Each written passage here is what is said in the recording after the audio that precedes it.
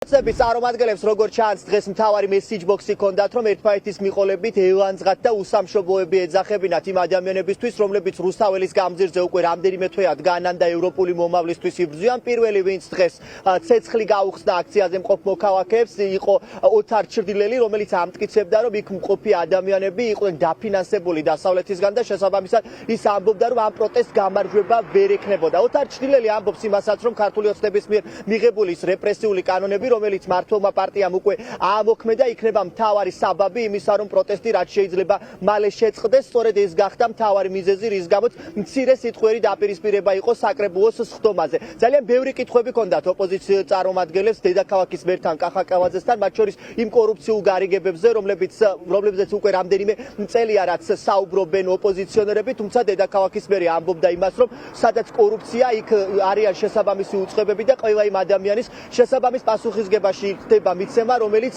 მცირე თანხას მაინც მოიპარავს ბიუჯეტიდან. თბილისი აღარც სინათლის ქალაქია, აღარც სიყვარულის, აღარც მშვიდობის.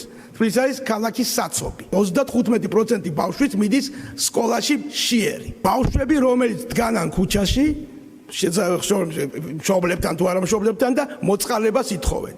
მე ორჯერ გადავჭერი რუსთაველი 20,000 ჯარმა მომივიდა და ისინი არავის არ უშლიან, რატო არ ვსვამთ ამ საკითხს? ჩვილი ბავშვები დგანან და მოწყალება. ეს სერიოზული პრობლემაა. ადამიანს, რომელიც 8 წელიწადი ქვეყანას მართავდა, საქართველოს გარდამჩემლად რელიგიის, ოჯახის, კულტურის აღმოჩნდა თაღლითი და კორუფციაში ჩაფლული. და იქნებ შევქმნათ იგივე კომისია თქვენთვისაც და ყოველთვის კარგი იქნება. რა ხდება მერიაში? თბილისის მერიისა და კონკრეტულად თქვენი მისამართითაც ბატონო კახა უამრავი კითხვა არსებობს ამ მიმართულებით მე შემიძლია ჩამოთვალო რამდენიმე მათგანი მაგალითად არის კითხვები ავტობუსების შესაძლო კორუფციულ შესყიდვასთან დაკავშირებით არის კითხვები გუდიაშვილის მოედნის უპირობო და უკონკურენტო აუქციონის შესახებ არის კითხვები სამშენებლო ბიზნეს კარტელებთან დაკავშირებით, კერძოდ მხაკაძეებისთვის გადაცემული იპოდრომი, წულაიასთვის გადაცემული ვაგონშემკეთებელი ქარხნის ტერიტორია. მეც მაინტერესებს ვაგონშემკეთებელ ქარხანასთან დაკავშირებით, მეც მაინტერესებს მერიამ რა გადაცა წულაიას. ძალიან მაინტერესებს. თქვენ ხო საჯაროდ განაცხადეთ ეს. აი ტელევიზიების პირდაპირ შეგვიძლია გავიდეთ და წარმოადგინეთ აღნიშნული, რაც თქვით, კონკრეტული დამადასტურებელი საბუთები იმასთან დაკავშირებით, რომ მერიამ წულაიას რაღაც ვაგონშემკეთებელი ქარხანა გადასცა, ან იპოდრომი გადასცა მხაკაძეებს. თქვენ შენ ჩაილაპარაკეთ იქ, რომ მეო რუსთაველის გადაკეთებისთვისო ორჯერო გადაკვეთი, ვითომ აი ესე შემთხვევით გადაირბინეთ. თქვენ მიზანმიმართულად ადამიანური რესურსით, ფინანსური რესურსით, არა, ფინანსური რესურსით, ადამიანური რესურსით ამხნევებდით, ამაგრებდით ანტისახელმწიფოებრივ მიტინგებს.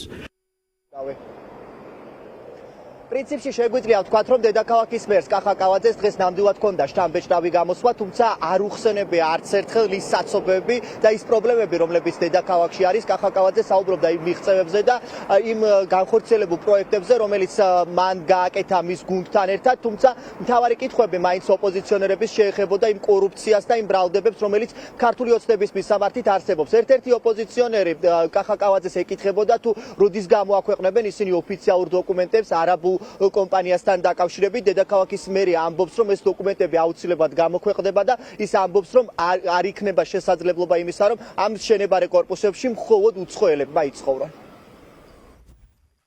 არაბული საინვესტიციო კომპანიის ემარ ჯგუფის დამფუძნებელმა ბატონმა მოჰამედ ალაბარმა ტელეკომპანია იმედის ეთერში განაცხადა რომ თბილისის შემოგარენში კერძოდ კი კრწანისის ტყეპარკში იგეგმება საცხოვრებელი კომპლექსების აშენება, რომელთა დიდი ნაწილი უნდა გაიყიდოს უცხოელ მყიდველებზე.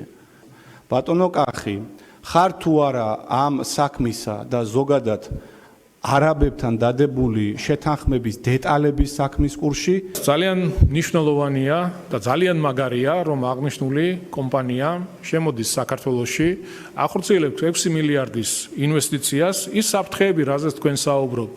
არანაირი საფრთხე არ არსებობს, იმიტომ რომ ჩვენ ქვეყანაში გვაქვს კანონები, ქვეყანაში გვაქვს ჩვენი კონსტიტუცია და რა თქმა უნდა ამ ქვეყანას იცავს მისი კონსტიტუცია და კანონები. თვითონ ინვესტიციას რაც შეეხება დაახლოებით 3 მილიარდი დოლარის ინვესტიცია თბილისთან ახლოს განხორციელდება.